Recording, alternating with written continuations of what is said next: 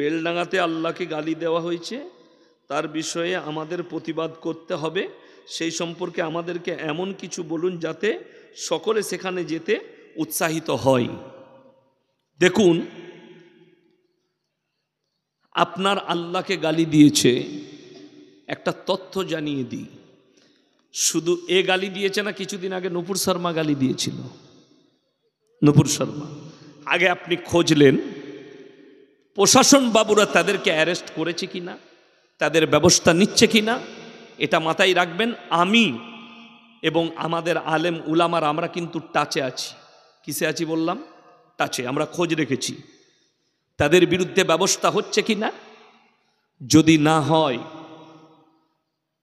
এবং আগামীতে এই ধরনের দুর্ঘটনা যেন না ঘটে, তার যদি ব্যবস্থাপনা না নেয় সরকার এবং প্রশাসন, সময় হলে ইনশাল্লাহ আমরা ডাকবো, আপনারা যাবেন। জোরে বলুন ইনশাল্লাহ। হ্যাঁ, সময় হলে। আপনাকে কেউ গালি দিল, তাকে গালি দিয়ে দিলেন, এটা কিন্তু প্রতিশোধের জিনিস নয়, বড় ডেঞ্জার জিনিস। আর শুনে রেখে দেন, এটা যারা করেছে এগুলো ছোটখাটো মাথা লয়, এর পেছনে বড় মাথা আছে। ঠিক বললাম না ভুল বললাম? বড় মাথা। সেই বড় মাথাটাকে খোঁজ করে প্রশাসনের উচিত সেই মাথাটাকে কুচিলে দেওয়া, যে মাথাটা কাজ করেছে। আমি ভুল মেনে নিতাম, আমাকে যদি কেউ বুঝাতো যে আমরা জলসা করি না, এখানে প্রচুর জলসা হয়, মুর্শিদাবাদে হয় না প্রচুর জলসা। তো জলসাতে অনেক জায়গায় গেট করে, গেটেতে বোর্ডে বক্তাদের নাম দেওয়া থাকে না, বিসমিল্লাহির রহমানির রহিম লেখা থাকে, আল্লাহু আকবার লেখা থাকে। তো ওই বোর্ড যদি কোনো ডেকোরেটরওয়ালা ভুল করে লাগিয়ে দিত, তাহলে বলা হতো যে না ভাই, ওটা ভুলবশত ওখানে লেগে গেছে, ঠিক কি না? কিন্তু বাজাপ্তা টাইপ করা হয়েছে কম্পিউটারে এবং গালি লেখা হয়েছে। এটা মারাত্মক একটা সামাজিক অপরাধ। তো আমরা প্রশাসনের ওপরে ভরসা রেখেছি, সরকারের ওপরে। যারা এ কাজ করেছে তারা যেন ছাড় না পায়।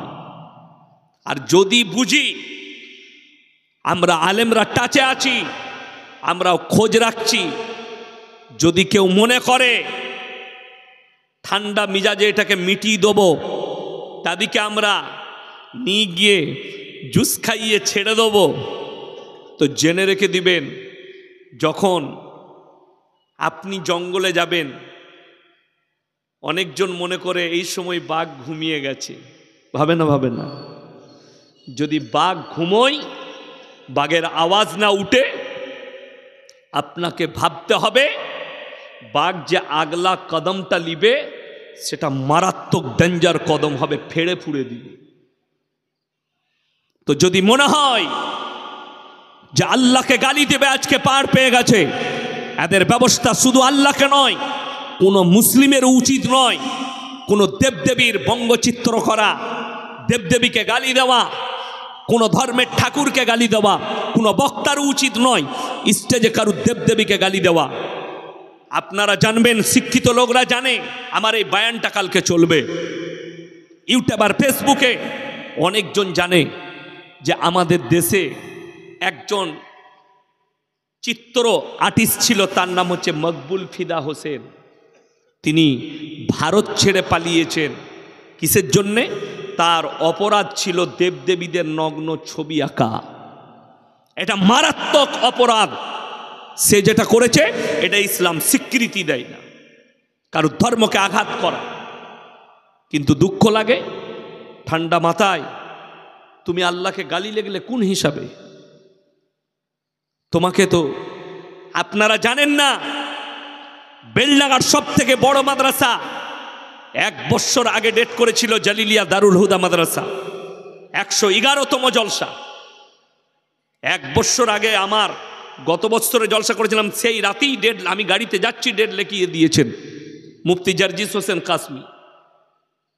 তো এই বছরের 17 তারিখে ডেট ছিল, ওনারা পারমিশন আনতে গেছেন। ভাই, এই দিনে তো অমুসলিম ভাইদের একটা বড় পুজো আছে, কার্তিকের লড়াই আছে, এখানে বহু মানুষের সমাগম হয়, এই দিনে আপনারা জলসা করেন না। জলসা ক্যান্সেল করেছে কেন? এই মাদ্রাসার কমিটি জানে সম্প্রীতি বজায় রাখতে হবে, শান্তি বজায় রাখতে হবে, এই দিনে আমাদের জলসা করা যাবে না। আমার ডেট পাইনি, তারপরেও তিনারা 18 তারিখে জলসা করেছিল। যাই হোক, একটা গন্ডগোল হওয়ার কারণে ওই জলসাও বাতিল হয়েছে। আমার মুসলিম ভাই, অনুরোধ করে বলছি যে আপনি আইনকে নিজের হাতে তুলে নেবেন না। মুসলিমদের এই হটকরতার কারণে সময় আছে, অপেক্ষা করুন। সবাই করবেন তো? জোরে বলুন ইনশাল্লাহ। আমরা যদি তাদের বিরুদ্ধে ব্যবস্থা না হয়, আমি খোঁজ পেয়েছি 9 জনকে অ্যারেস্ট করা হয়েছে। যারা করেছে তাদের মধ্যে 9 জনকে অ্যারেস্ট করা হয়েছে। সত্য মিথ্যা আল্লাহ জানে, প্রশাসন বাবুরা জানে। আলহামদুলিল্লাহ, তাদের নামে কেস দায়ের হবে, তারা যে অপরাধ করেছে তাদের বিচার হবে। তো আপনি বলেছেন উৎসাহিত করেন, যেতে হবে না। দাঙ্গা ফাসাদ, ফিসনা ফাসাদ ইসলামে নেই। তার একটা মুখ্য দলিল দিচ্ছি, যে লিখেছেন তাকে অনুরোধ করে বলছি, এটা কোনো ভালো মৌলবীর কাছে স্টাডি করবেন। রসুল সাল্লাল্লাহু আলাইহি সাল্লাম যেদিনে মক্কা বিজয় করলেন, কি করলেন বললাম? মক্কা বিজয়। আল্লাহ নবীর সাহাবীরা, আপনি যে বলছেন না উৎসাহিত করেন মানুষ যেন বেলডাঙ্গায় গিয়ে ভাঙচুর করে, মারামারি করে, নাউজুবিল্লাহ। আমার মতো মৌলবি করবে না। শান্তি বাজাই রাখুন, প্রশাসনের উপরে ভরসা রাখুন। কেন? রসুল আকরাম সাল্লাল্লাহু আলাইহি সাল্লাম মেম্বারে বসে আছেন, সাহাবীরা তলোয়ার নিয়ে দাঁড়িয়ে গেলেন। আজকে আমরা বদলা নেব। আম্মার ইবনে ইয়াসিনের মায়ের 2 পায়ে উট বেঁধে 2 দিকে তাড়িয়ে দিয়েছে। আজকে বদলা লিবার দিন। আল্লাহর নবী সাহাবীদিকে বললেন, তোমরা আমার 5টা কথার উপরে আমল করবে। কটা কথা বললাম? 5টা। বসে যাও। তলোয়ার নামিয়ে নিলেন। নবীজি সাল্লাল্লাহু আলাইহি সাল্লাম বললেন, নাম্বার 1, তোমরা বৃদ্ধকে মারতে পাবে না। জোরে বলুন না সুবহানাল্লাহ। নাম্বার 2, বৃদ্ধাকে মারতে পাবে না। নাম্বার 3, শিশুকে মারতে পাবে না। নাম্বার 4, আত্মসমর্পণ করলে মারতে পাবে না। নাম্বার 5, কাবা ঘরে যদি কেউ প্রবেশ করে তাকে তোমরা মারতে পাবে না। আল্লাহ রসুল এলান করলেন, আমি দয়ার নবী, আল্লাহর নবী, আমি ক্ষমা করতে জানি, দয়া করতে জানি, বদলা নিতে জানি না। আল্লাহ রসুল সাল্লাল্লাহু আলাইহি সাল্লামের চাচা যান যুদ্ধের ময়দানে, হযরতে আমির হামজা রাদিয়াল্লাহু তাআলা আনহু। কবরটা এখনো ওহুদের প্রান্তরে 70 জন সাহাবীর কবর, হাজী সাহেবরা দেখেছে লোহার ব্যারিকেড দিয়ে ঘেরা আছে। 70 জন সাহাবীর কবর, সেখানে শুয়ে আছেন হযরতে আমির হামজা রাদিয়াল্লাহু তাআলা আনহু। তিনার বুকটা চিড়ে কালিজা থটটা বার করে চিবিয়ে খেয়েছিল, তার নাম হিন্দা। নবীজি সাল্লাল্লাহু আলাইহি সাল্লাম উঠে দাঁড়িয়ে গেলেন। কখন? দলে দলে যখন নবীজির কাছে ঈমান আনছেন বেঈমান কাফেররা, তাদের দলের মধ্যেখানে নিজের পুরো চেহারা ঢেকে আসছে। নবীজি এলান করলেন, হে হিন্দা, লজ্জিত হইও না, কলমা পড়ে নাও। আমি আল্লাহর নবী তোমাকে ক্ষমা করেছি, আল্লাহ তোমাকে ক্ষমা করেছে। কিন্তু বললেন, হে হিন্দা, তোমার চেহারা দেখলে আমার চাচাজানের কথা মনে পড়ে যাচ্ছে। তুমি কলমা পড়েছো, আল্লাহ ক্ষমা করেছে, কিন্তু এরপর থেকে তুমি কোনোদিন আমার সামনে এসো না। নবীজির ব্যবহারে, আখলাকে, চরিত্রে বেঈমান কাফেররা দলে দলে ঈমান এনেছেন। নবীজি 5টা এলান করলেন, বেঈমান কাফেররা রসুলের আখলাকে আকৃষ্ট হলেন আর কালমা পড়ে দল ভারী হয়ে গেল, ঈমান আনলেন। একের পর এক দামি দামি বেঈমান কাফের। জোরে বলুন সুবহানাল্লাহ। আপনি এটা ভাববেন না যে একটা মানুষ অপরাধ হলে গোটা কম অপরাধী হয়। একটা লোক যদি ভোলা গ্রামের চোর হয়, গোটা ভোলা গ্রামবাসী চোর নয়। ঠিক কিনা কথা বলেন? একটা প্যান্ডেলওয়ালারা করেছে কয়েকটা যুবক, তার জন্য গোটা হিন্দু সমাজ দায়ী নয়। গোটা হিন্দু সমাজ, তাদেরকে আপনি গালি দিতে পারবেন না। আপনার জানা আছে আপনার পক্ষে কতজন আছে? এনআরসি নিয়ে সব থেকে বেশি যদি কেউ প্রতিবাদ করেছে তার নাম হচ্ছে মানিক ফকির। নাম শুনেছেন না শুনেননি? আমার সাথে লালগোলার কাছে একটা জলসায় ছিলেন, এনআরসি নিয়ে মানুষকে বুঝাচ্ছিলেন। সেই লোকটা কত প্রতিবাদ করেছে দেখেছেন? এইরকম হাজারো অমুসলিম ভাই আছে। এটা নয় আপনি দাঙ্গা ফাসাদ করবেন, ইসলাম এটাকে স্বীকৃতি দেয় না। শুনেলেন সেই দিনে একটা আঁকড়া বলেছে একটা মিডিয়াওয়ালা, সুদীপ চৌধুরী, बाबा बागेश्वर धाम के बोलते आपको मालूम है? बोले क्या? 2015 से 2021 तक 2015 থেকে 21 পর্যন্ত 13 লাখ অমুসলিম ভাই ইসলাম কবুল করেছে। জোরে বলুন সুবহানাল্লাহ।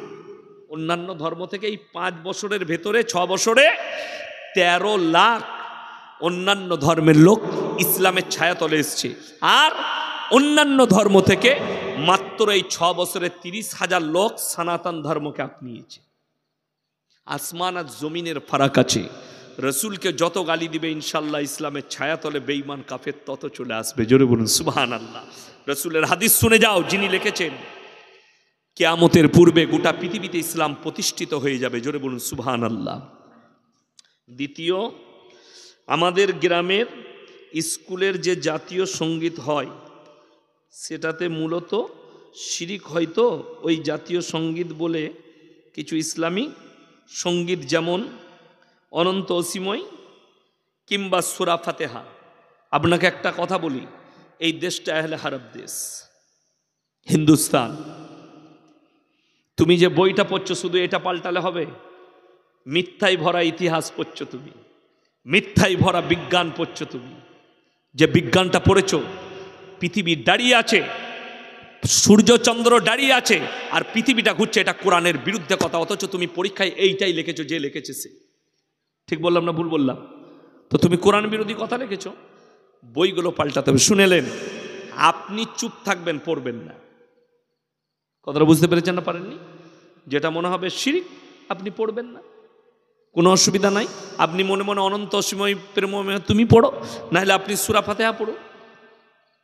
আমি তো স্কুলে যখন যেতাম মাঝে মাঝে পাঞ্জাবি পড়ে আব্বার মাদ্রাসায় পড়তাম, চলে যেতাম।